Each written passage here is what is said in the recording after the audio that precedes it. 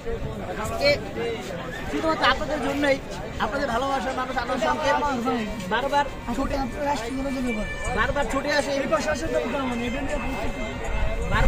আসে, ধরে যায়। বিশেষ করে মাছ প্রেমী যারা রয়েছেন, যে কোনো অঞ্চলে থাকেন না কেন, এই মাছের প্রতি ভালোবাসার এই যে প্রীতি এবং রীতি, এটা কিন্তু আসলে মাছ কিনতে গিয়ে সবচেয়ে স্মৃতি হয়ে থাকে আপনাদের স্মৃতির ডায়েরিতে। যার কারণে দৌলতদিয়ার ঐতিহ্যবাহী দৌলতদিয়ার এই মাছকে ঘিরে কিন্তু অনেকের জানা অজানা এবং রহস্যময় অবস্থা কিন্তু সৃষ্টি হয়।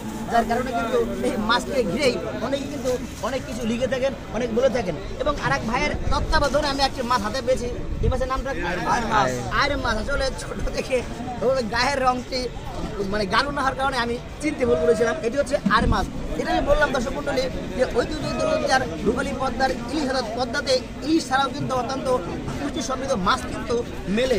চোখ মেরে দেখেন, এটি হচ্ছে কিন্তু আর মাছ, ছোট মাছটি। এবং এরপরে এটি হচ্ছে বাসা মাছ। আসলে আমি কিন্তু মাছ বিক্রেতা নয় বা মাছ ক্রেতাও নয়, আমি শুধু আপনাদের স্বার্থেই আপনাদেরকে দেখানোর উদ্দেশ্যে কিন্তু আজকে এই মাছ বাজারে আসা। দর্শক মন্ডলী, মাছকে কেন্দ্র করে অর্থাৎ ইলিশ মাছকে কেন্দ্র করে যে ধরনের অবস্থার সৃষ্টি হয়েছে, সেই অবস্থাকে আমরা রুখে দিতে চাই। বাংলাদেশের 18 কোটি বাঙালির প্রাণের দাবি যে বাংলাদেশে উৎপাদিত মাছের প্রাচুর্যতা এমন অবস্থায় দাঁড়িয়েছে যে মাছ খেলেও সকাল বিকাল দুপুর রাত্রে 4 বেলা মাছ খেলেও কিন্তু সেই মাছ ফুরাবে না। কিন্তু অত্যন্ত দুঃখের বিষয়, আন্তঃবাণিজ্যের কারণে কিন্তু আমাদের সম্পর্ক বজায় রাখার এই সূত্রতে অর্থাৎ এই সূত্র ধরে কিন্তু ভারতে আমাদের ইলিশ মাছ দেওয়া হচ্ছে।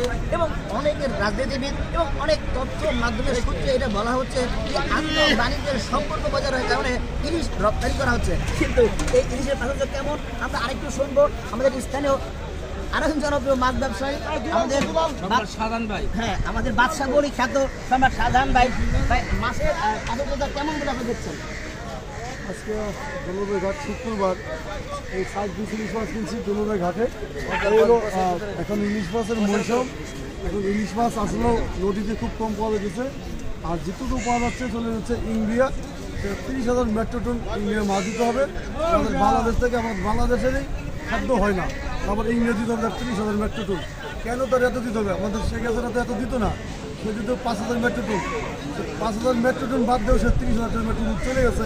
আমাদের বাংলাদেশে খাবারই হয় না ইলিশ মাছ, আমাকে বাঙালির খাবার নাই, চলে যায় ভারতবর্ষে। এখন ইলিশ মাছ এত আমদানি আমাদের পদ্মা নদী হচ্ছে না, সারা ঘাটে 7-20 ইলিশ মাছ পদ্মা নদীর ইলিশ। আমি দর্শক মন্ডলী, আমি একটু জানতে চাই আমাদের সাধারণ ভাইয়ের কাছ থেকে যে আসলে গত দিনের তুলনায় আজকে মাছের উৎপাদন বা সরবরাহ কেমন এবং ক্রেতার প্রতি অর্থাৎ বিক্রেতাদের আশা বা বিক্রয়ের ব্যবস্থাটা কেমন? আমাদের বিক্রি হওয়ার ব্যবস্থা মোটামুটি